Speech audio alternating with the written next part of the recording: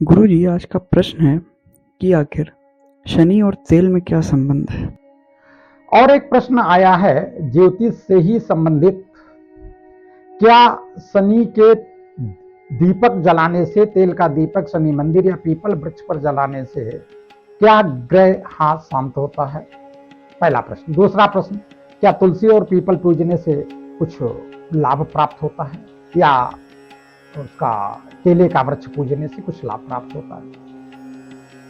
देखिए, वास्तविकता यह है कि भावना जब बनती है तो उसका कुछ न कुछ भावना का फल मिलता है, लेकिन 99% भावनाएं नहीं बनती हैं। लोग गड्ढा भर किताबें रखें और सुबह एक एक किताब पढ़ते जाते, पाठ करते जाते, 20-20 किताबें, थक जाते हैं, पसीना छोड़ देते, कहते पंडित जी इतने पूजा करते हैं और कुछ फल नहीं मिल रहा है। कारण इसका ऑफिस में बगल में एक महिला बैठी, उससे अटैचमेंट।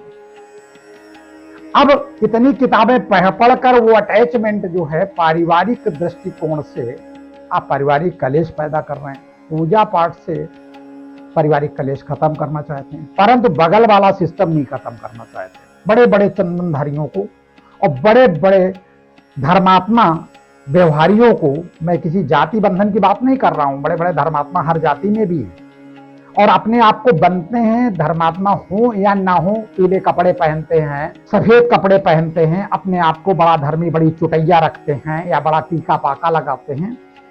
सभी धर्मों, सभी जातियों में है, ऐसा नहीं है। बाप कोई मंदिर जाता है तो सभी टीका लगा के आते हैं। हम किसी जातिवाद की बात नहीं कर रहा हूं, मैं सबकी बात कर रहा हूं जो अपने आप को बहुत भी धर्मात्मा और धर्मवादी बताते, उनकी मैं बात कर रहा हूं। तो वो इतना फोकस तो करते हैं, लेकिन वास्तविक क्या व्यवहारिकता में ऐसा लाते हैं, अपने व्यक्तिगत व्यवहारिकता में, जो स्वयं जानते हैं। भाई, किसी ने कहा है निंदक नियरे राखिए आंगन में कुटी छवाए, तो आंगन में किसी को थोड़ी रखना है निंदक को। निंदक आप अपने स्वयं बनिए, अपने मन मस्तिष्क से सोचिए कि हमने ये व्यवहार किया है, ये कर्म किया है और इसका परिणाम हमारे ऊपर क्या पड़ेगा, मैंने झूठ बोला है कि नहीं, ये स्वयं चेक करिए।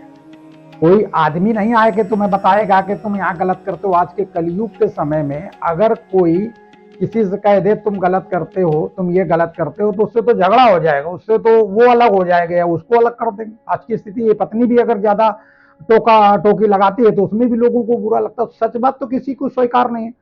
इसलिए स्वयं अपने निंदक बनिए, अपने आप में चेक करिए और उस हिसाब से चलिए। चेक एंड चेंज, स्वयं चेक करो कि हम क्या व्यवहार कर रहे हैं किसी के साथ और उसका परिणाम हमको ही भोगना पड़ेगा। ये ध्यान रखिए, सदा ध्यान रखिए इस चीज के बारे में। रही बात पीपल के वृक्ष की पूजा करना या वहां तेल का दीपक जलाने से ग्रह शांति बिल्कुल नहीं होती है, लेकिन उसमें कह देते हैं कि पंडित जी आप भी तो भेजते हो। हाँ बिल्कुल मैं भेजता हूं, लेकिन उसका वास्तविक लॉजिक ये है व्यवहारिकता में कि आप पीपल वृक्ष के नीचे जाएंगे, वहां पर पॉजिटिव ऑक्सीजन मिलती है, जो आप उसके आसपास परिक्रमा करेंगे या तेल का दीपक जलाएंगे, उस माध्यम से आप उसके नीचे तो जाएंगे।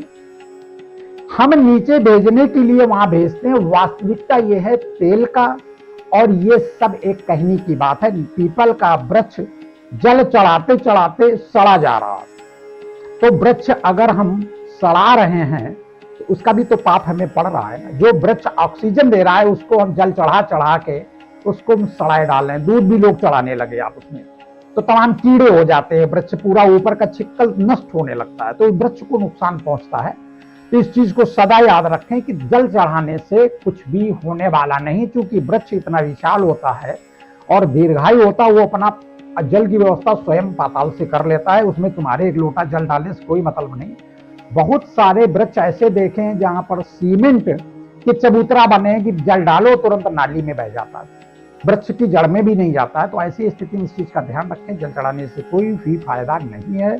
हाँ, वृक्ष के नीचे जाने से फायदा है, तो आप हकीकत को समझने की कोशिश करें कि आपको पीपल के वृक्ष के नीचे थोड़ी बहुत देर समय निकालकर बैठना चाहिए, रिलैक्स से, माइंड से। ये नहीं कि बाहर गाड़ी खड़ी है, चप्पल चोरी हो जाएंगी तो जल्दीबाजी से चक्कर काटे और भाग गए, उसका भी कोई रिजल्ट नहीं पड़ेगा, क्योंकि आपकी मानसिक स्थिति उसको एक्सेप्ट करने के लिए तैयार नहीं है उस स्थिति पर। इसलिए ये फालतू की, व्यर्थ की दौड़ भाग न करें और समझने की कोशिश करें। चंदन या त्रिशूल मस्तिष्क में बनाने से कोई धर्मात्मा नहीं हो जाता है, और मैंने देखा है कि लोग चंदन का टीका लगाकर, त्रिशूल लगाकर और अपने चाहने वाली को और अपनी पत्नी को खूब कमर में लपेटकर और तुरंत बैठाते हैं और खूब वो गाल घिसती हुई पीठ में और जाती है और चंदन लगाए हुए। तो ये कितना सामाजिक तिरस्कार है, उस चंदन का कितना अपमान है।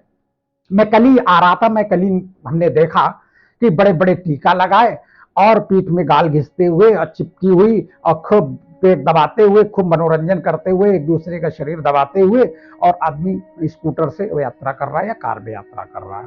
आप कल्पना करो, चंदन का अपमान है, टीके का अपमान है, त्रिशूल का अपमान है, और ये हो रहा है। बहुत लोग तो ऐसे हैं जो मंदिर में बहुत देर लाइन लगाने के बाद जब दर्शन हो पाते हैं तो बाहर निकलते ही पान की दुकान ढूंढते हैं, वहां पर एक दो सिगरेट तुरंत फूकते हैं, तब उनको रिलैक्स महसूस होता है, या तुरंत चाय पीते हैं तो रिलैक्स महसूस होता है। तो आप कल्पना करो पूजा अंदर कैसे मन लग रहा होगा। यही होगा कि जल्दी से पूजा करें, बाहर चाय पिए या सिगरेट पिए, और चंदन और टीका लगा के सिगरेट पीते हुए, फूक मारते हुए, और आजकल तो महिलाओं को भी देख रहे हैं कि सिगरेट पीते हुए जाती हैं और टीका लगाए हो। तो बेहतर है, मैं उनसे कहूंगा, ये समाज में एक अंधेरा पैदा कर रहे हैं और समाज में पूजा पाठ का तिरस्कार इसी तरह से हो रहा है कि हम इस तरह से व्यवहार करके और निकलते हैं और राम नाम का दुपट्टा भी डालते हैं या जय महाकाल का कुर्ता भी पहनते हैं।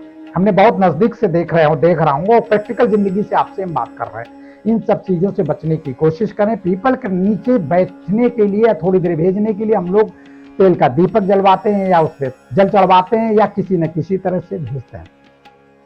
आप इस चीज को सदा याद रखें। हाँ, कुछ सुना है कि शनि को रावण ने मारा था और पार्टी में बांध दिया था। बड़ी हास्यास्पद बात है कि शनि एक ग्रह है, उसको रावण ने मारा था। ये एक अपवाद स्वरूप है। ना रावण 10 शीश वाला था और ना मारने वाला था। सच्चाई सिर्फ ये है कि उसकी पिटाई नहीं हुई थी, उसके हाथ पैर में नहीं तोड़े थे, और लोग कहते हैं हाथ पैर टूट गए थे, तेल उस पर चढ़ाओ तो उसके दर्द में शनि की कमी आती। इस कारण से शनि खुश होते हैं और वो खुश होते हैं तो आपको फल देते हैं। आप कल्पना करिए, जिस शनि मंदिर में तेल चढ़ रहा है, जल चढ़ रहा है, उसमें कितनी गंदगी होती है, कितनी गंदगी चिपकती है उस मंदिर में, उस मूर्ति में। आप कल्पना करिए, तेल डालने से दर्द अगर खत्म हो जाता है तो हड्डी के सभी अस्पताल बंद हो जाने चाहिए। सभी लोग तेल डाल लें और अपना दर्द खत्म कर ले।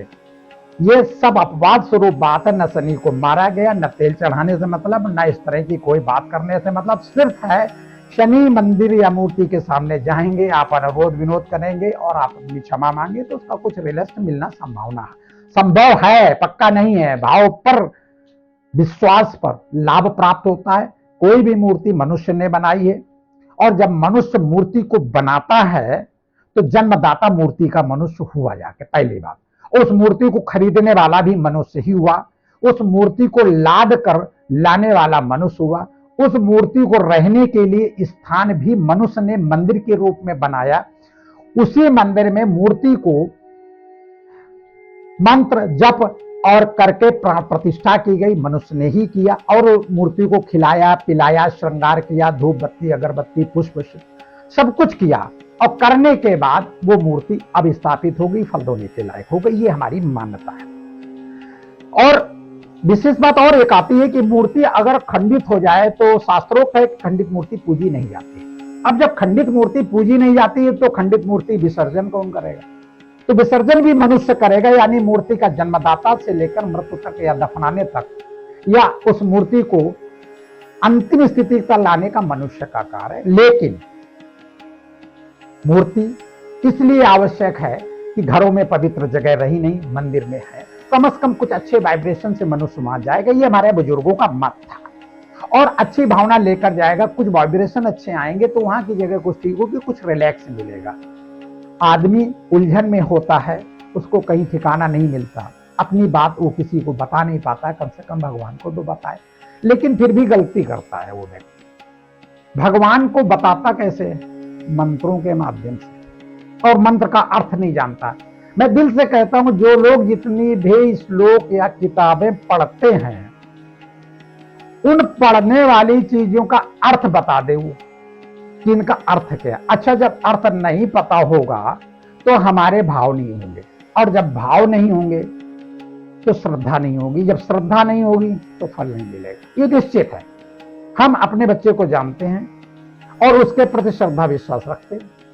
पराये बच्चे को हम जानते हैं पराया बच्चा है, उस पर श्रद्धा विश्वास उस हिसाब से रखते हैं। आप अपने आप अंदर चेक करिए, यहां तक एक माँ भी है अपने चारों बच्चों को एक समान नहीं चाहती। समझ लीजिए दोस्तों, इसका विरोध मत करना, क्वेश्चन करना, दंगा फसाद नहीं करना कि हम ये इस तरह की बातें कर रहे हैं लेकिन हम अंधेरे से हटाना चाहते हैं। हमारे ऋषियों ने क्यों किया उसका भी मतलब बताएंगे और हमें करना क्या है, इसको समझना क्या है ये भी बताएंगे। उस समय हमारे ऋषियों की ये जरूरत होगी तब उन्होंने मंदिर की स्थापना की। आगे भी सब कुछ बताएंगे कि हम सभी धर्मों के पिता हैं, यानी सनातन धर्मी सभी धर्मों के पिता हैं। इस पर हमारी काफी बहस लोगों से हो चुकी है और कई धर्मानुयायियों से वार्ता हो चुकी है और आखिरकार वो लोग स्वीकार कर दिए हैं कि हम सनातन धर्मी सबके पिता तुल्य हैं। पिता तुल्य नहीं कहेंगे, पिता ही हैं। डीएनए चेक करा लीजिए, इसको भी हम स्पष्ट करेंगे। हम सब जाने, लेकिन ये गर्व की बात नहीं है कि हम सबके पिता हैं, ये अहंकार की बात नहीं। एक सृष्टि का नियम, उस नियम के आधार पर हम हैं तो हैं, तो इसमें अहंकार करने की क्या बात है। किसी भी धर्म के बारे में उपेक्षा करने की आवश्यकता नहीं है। और फिर हम लोग तो जब सब धर्मों के पिता हैं तो पिता का एक संयम होना चाहिए और पुत्र के समान उसकी रक्षा और सुरक्षा करनी चाहिए। इन सब चीजों को समझना चाहिए। जितने भी प्रश्न करेंगे आप, जिस भी प्रकार के प्रश्न करेंगे हम उत्तर देंगे, शास्त्र से संबंधित, शास्त्र से हटकर, और मेरा प्रमुख उद्देश्य जीवन शैली से संबंधित जो भी प्रश्न करेंगे हर चीज का उत्तर देंगे। मैं ये भी कहना चाहूंगा, जिन घरों में कलेश है या अशांति है या समस्या का समाधान नहीं मिल रहा है, मुझे फोन पर कांटेक्ट करें, अगर टाइम होगा तो उत्तर दिया जाएगा, और नहीं तो आप हमसे संपर्क करें, समस्या का समाधान होगा। काउंसलिंग जो आजकल हो रही है, ये काउंसलिंग का वास्तविक अर्थ नहीं है। हम जब तक सामने वाले से अपना रिश्ता वास्तविक रूप में महसूस नहीं करेंगे तब तक वो समस्या का समाधान नहीं होगा। हर व्यक्ति सामने वाले से सुख चाहता है और ये भी चाहता है कि सामने वाला ठीक हो जाए तो हम ठीक हो जाए।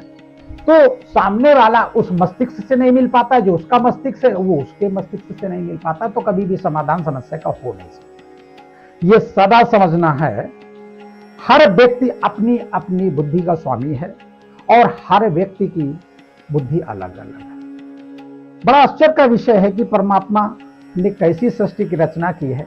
इतने क्वालिटी के जीव कोई एक तरह का नहीं है, इतनी शक्ल सूरत एक तरह की नहीं, किसी की विचारधारा एक तरह की नहीं, और फिर भी हम चाहते हैं। बड़ी शर्म की बात है, जब एक तरह की शक्ल सूरत नहीं है, एक तरह की चाल ढाल और व्यवहार नहीं, तो कर्म कैसे हो जाएगा।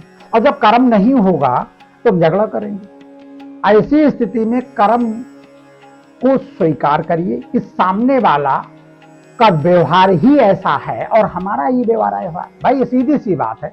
उसकी तरह आप सामने वाले को अपनी तरह नहीं बना पा रहे हैं, इस कारण से नाराजगी चल रही है। आप उसकी तरह हो जाइए ना, आप उसकी तरह भी नहीं हो पा रहे हैं तो इसका मतलब आप भी तो बदलने को तैयार नहीं, और ये गारंटी नहीं भी बदल पाएंगे, क्योंकि सृष्टि की रचना ही कुछ इस तरह की है कि हम नहीं बदल सकते। मुंडे मुंडे मति भिन्ने, यानी जितनी खोपड़ी है उतनी सबके विचार और व्यवहार अलग हैं। इसको स्वीकार करके चलना पड़ेगा ही, चाहे पिता से बेटे का हो, चाहे बेटी का हो, चाहे माता से हो, चाहे पत्नी से हो, चाहे बहन से हो।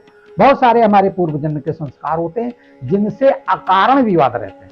बहुत ऐसी जगहें आपने देखी होंगी कि पड़ोसी है या कोई भी हो, कोई मतलब नहीं, वो टेंशन रखता है या हम उससे रखते हैं, और वो कहीं ना कहीं हमारे हर काम में टांग अड़ाता रहता है। तो ये हमारे पूर्व जन्म के कहीं ना कहीं कोई संस्कार, इस पर भी विचार करके हम आपको विचार किए हुए हैं, लेकिन समय का अभाव होने की वजह से, छोटी वीडियो बनाने की वजह से आप लोग देखें इंटरेस्ट के साथ। इन सब चक्करों को जिस तमाम सारे बंधन है हमारे सामने, तो छोटी छोटी वीडियो बना रहे हैं। बाबा श्री